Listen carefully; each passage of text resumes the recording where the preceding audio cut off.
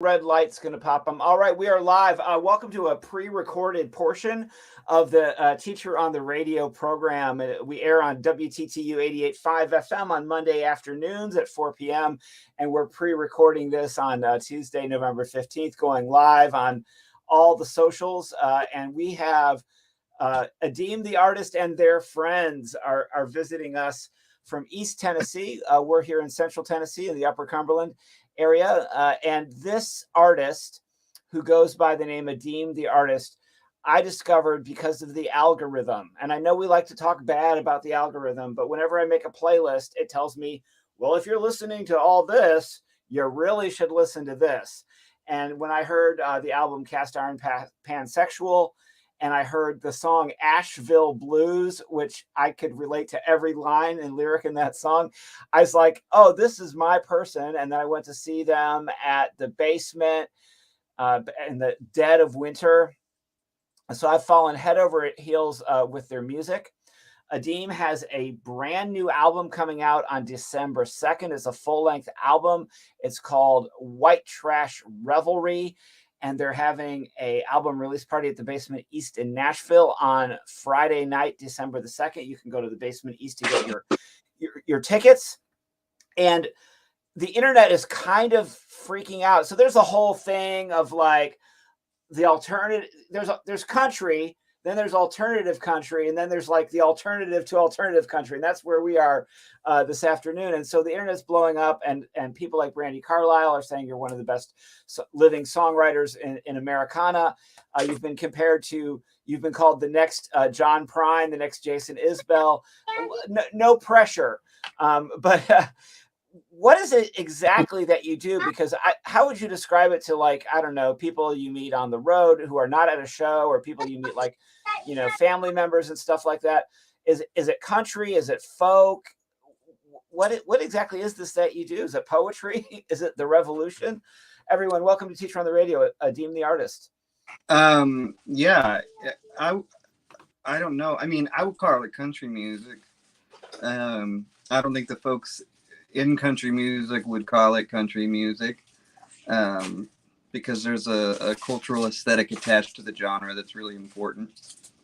I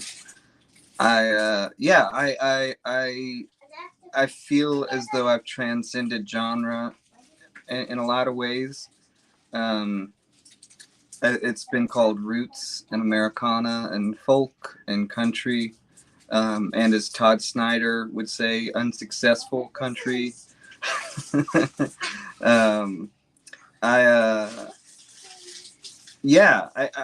There's also a new budding genre called y'alternative that I'm a big fan of. And from what I've seen, I fit pretty snugly in that camp. So you're this crazy combination of very Southern. You grew up in North Carolina, and you have traveled around the continent a little bit, but your lyrics aren't exactly what we're both currently living in Tennessee, and it's not exactly what, you know, Governor Lee, it's not really what we're hearing, you know, is those, as my university president called them, those Tennessee values. Well, you're really challenging our, you said you challenged the aesthetic. You're challenging a lot more than the aesthetic. You've written some songs about justice topics. Is that hard for you to kind of throw down that, I don't know, it feels like a gauntlet almost to invoke Robert Johnson and Black Lives Matters and things of this nature at this time in this kind of twangy side of things? Yeah, I guess so. I mean, I think for me, I believe in making a more equitable world. I got really lucky. And then I got to attend some like racial training several years ago, got exposed to a lot of stuff that a lot of my white friends never did. And so I think that to that extent, championing social justice issues, especially when it comes to racial equity in country music and in our country in general, it's just something natural that means a lot to me because I got lucky and I got exposed to ideas that it's hard to expose poor white folks to. You know, it's hard to get a good, comfortable environment for that. but yeah, and I like country music, so it's all been something that's really happened really naturally. I'm also firmly on the other side of my first Saturn's return now, and I think that there's a lot of that has reconnected me with being rooted in Carolina and in the traditions of being a Carolinian and being in and of the rural South, and trying to find some way to hold it accountable, hold my ancestors accountable, and in doing so, honor them by unraveling the ways they dishonored themselves. Did you grow up in gospel music at all? I feel like you almost sound like a worship band to me at times. You have this trilogy in your concert, and one of them's the single that's out already. If you've not heard it yet, "Going to Hell," but you have what I'll call the Afterlife trilogy, where you have like these 3 different songs about the afterlife, and they're all completely different versions of that. And you actually guide the audience through kind of a theology class. So do you have church connections, and what do your church friends think of the newest material that you're putting out there? That's a good question. I grew up really steeped in religion. It was a huge part of my life for a long time, and originally moved to Knoxville. I don't even yeah, we talked about this before, I guess, to be a worship pastor at a church plant here. And I left the faith in 2011. Immediately put out a song about becoming a ghost and not knowing how to make friends as a ghost. So I performed fellatio on the other ghosts in an effort to make friends, and it worked, you know. And so I've been writing about the afterlife for a while.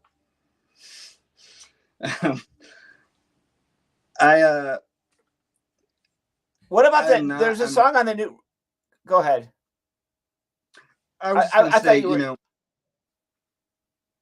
You could finish what you were going to say. I'm sorry. This is Adeem the Artist live on the live stream and on 88.5 FM WTTU. Go ahead, Adeem. Yeah, I think well, I identify as an apostate. That's sort of my religious name. I was a Christian, socialized Christian, and grew up that way. I was an atheist for a long time. I probably most strongly identify with some blend of agnosticism and mysticism and witchcraft. But at the end of the day, apostasy is kind of my title because I was very strongly informed by the Christian faith. I was raised in it. I was steeped in it. My mission in life was to build the kingdom of God on earth and to create an equitable world. And so in many ways, I'm still about that same thing that I was about when I was in the church. And so apostasy as a construct matters to me because it signifies how much of my identity is still founded on Christian values and on Christian culture. That is so profound, and I'm here for it. I'm an ex-pastor, and I'm a heretic right there with you.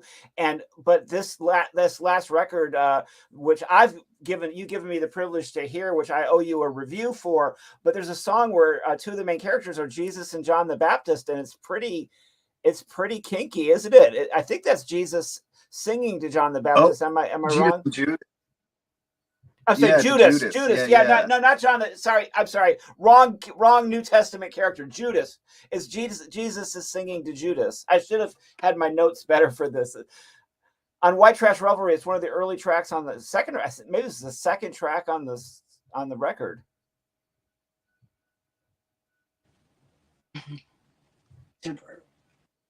Am I back? Yeah, we had the internet went out for just a second. Yes, everyone, Adeem the Artist live on Teacher on the Radio, and I just asked him about a song that features Judas as the main character, and maybe was Judas Jesus's boyfriend in that song? I mean, I don't know what I ought to say. Yeah, I think so.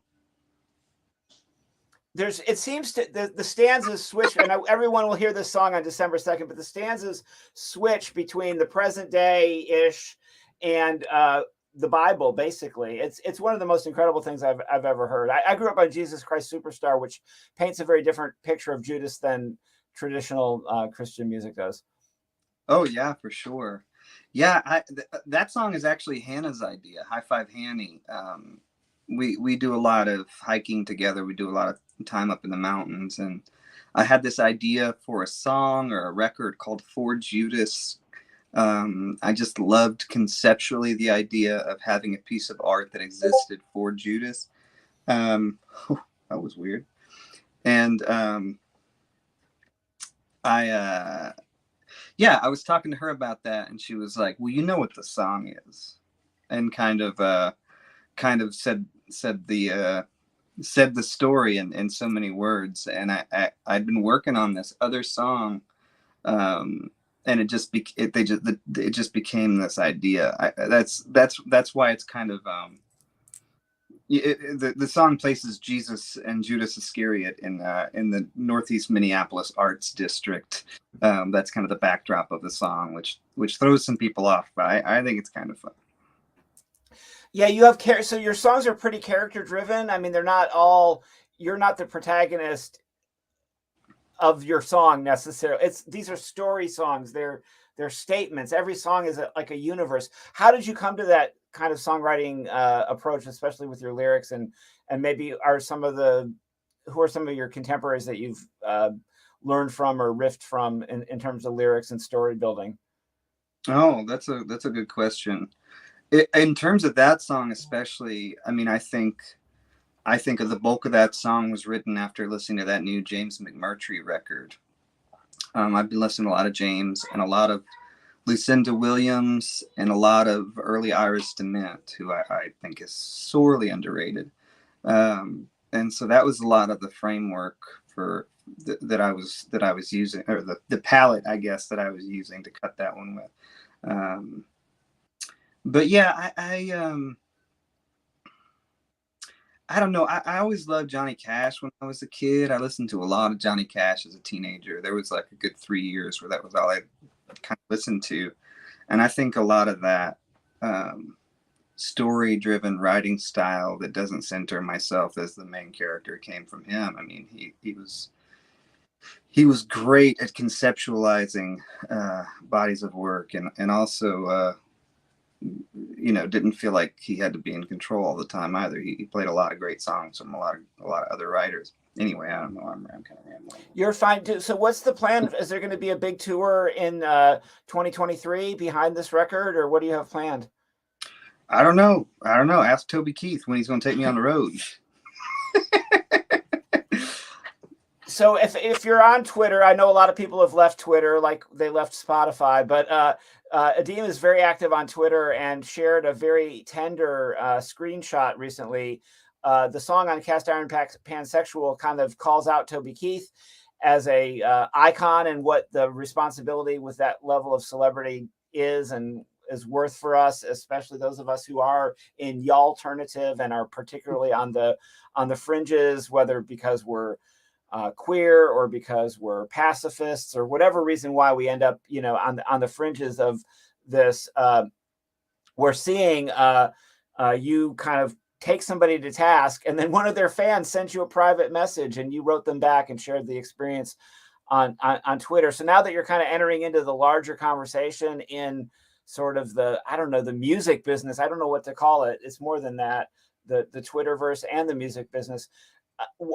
Why did you choose to write that song, and why did you choose to approach that? I mean, a lot of people wouldn't write back to a fan mail like that. You wrote back a pretty tender, but also very pointed and poignant response.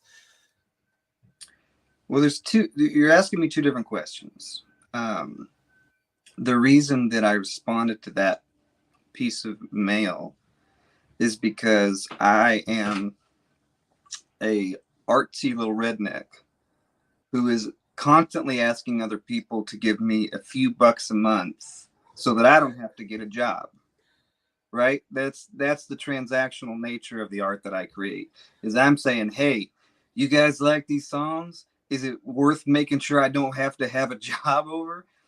So to me, if somebody writes me a letter like that, part of the labor of writing a song like that is having these conversations, and it's uncomfortable and it's difficult, and it's not something that you know, I need to do or have to do, but it feels like my responsibility because it feels like part of the way that I can earn to myself this as a job. You know what I mean? It makes me feel less exploitative in asking other people to finance this lifestyle for me if I'm willing to do the work to engage with them. Now, the reason I wrote that song is because I still hope to have a conversation with Toby Keith. You know, I would love to talk to Toby about that song. I would love to hear him reckon with it in a meaningful way. Um, I'm not a cancel culture person. I'm, you know, I have my gripes with people. There are people that I will not work with until they make amends for things they've said and done. None of those people want to work with me, so that's not going to be an issue. Um, it's fine. It's fine. I'm not holding anything hostage over anybody or anything. Just saying those are my values, you know. But I'm not somebody who's gonna. I don't know. Uh, I didn't want to do to Toby Keith what Toby Keith tried to do to the Dixie Chicks, is what I want to say. You know, cancel culture isn't our thing. You know, it's been around. I grew up in the 90s. I remember burning Harry Potter books before it was cool.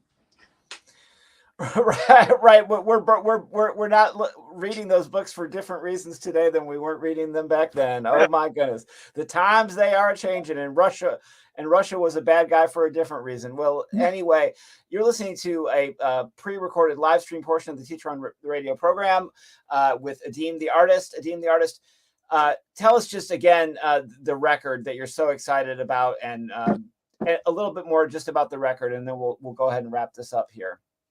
Yeah, the record's called White Trash Revelry.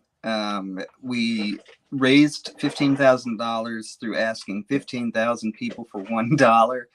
It was the brainstorming of a child, and it worked somehow. I got that money. I got Kyle Crownover, who's now my manager, dear friend of mine, and his buddy Robbie Artress, who's a phenomenal engineer, came to work on it. I flew in Jake Blunt, who's a world-class banjo player and old-time songwriter, right in the throes of the alternative queer country stuff that I'm doing. I flew in Joy Clark, who is an incredible songwriter in her own right, but is also picking up a lot of steam playing lead guitar for Allison Russell. She's played with Shaka Khan. I mean, she's played at the Grammys last year. She's really taken off. The bass player was Craig Berletic. Brought him down. He's in Tyler Childers' band and a bunch of other side projects. He's a great talent. And Giovanni Carnuccio, Nooch, the old drummer from Turnpike Troubadours. We flew him in from Austin. And so I basically rented a big Airbnb in town. I flew all these people that I'd been wanting to work with in. And we did the album in 3 days. We banged out all the songs, and it's about the rural South. It's a narrative that has conflicting perspectives, kind of dialoguing throughout the record, back and forth. I wanted to represent the queer and trans community that I'm a part of. I wanted to represent the low class poverty, you know, rural South ridden by drug addiction and everything else community that I'm strongly a part of. And I wanted to really try to paint a portrait of the struggles and hopefully paint some hope for a way through those struggles as we navigate them as a culture and as a nation. Well, it's going to be one of my top 10 albums of 2022, and I'm so grateful that you allowed me to listen to it before it came out, and I will write a review of it. And I do think that I was just thinking what you just said about representing our struggles with living in this economy and stuff like this. There's this heart-rendering song, and maybe it's because I'm a hoarder of media that maybe isn't that worth that much to many other people, but I've got like books and records coming out of the rafters of my life, and that song about selling all your books and records just to make rent, and then in the chorus you say, and maybe we'll be able to buy them all back one day. It's the whole song. actually, you sent me that link after I saw you live, and I listened to the entire album that night. I was doing a solo concert, so I didn't have my regular snuggle buddy, and I actually walked around Newport with the headphones on, listening to that album. It breaks me to pieces, just listening to you. All your songs, break my heart, but also put a fire in my belly to go march in the streets of Knoxville or Cookeville or Nashville with a big giant rainbow flag and just let them know that we're here and we're queer and we're going to stick around. The alternative, may it live long and prosper. Adeem the Artist, live at the Basement East with Flamey Grant, who deserves their own show. Listen to Flamey Grant. Her new album, Bible Belt Baby, is already out. With support from Flamey Grant, it will be in East Tennessee and Maryville, Tennessee on Saturday, December 3rd. The record release weekend tour. Adeem the Artist, thank you so much for coming on Teacher on the Radio today. Sunfrog, thank you so much for having me on your show. I appreciate you. I appreciate you. Well, let's stay in touch. All right, sounds good. Take care. Bye.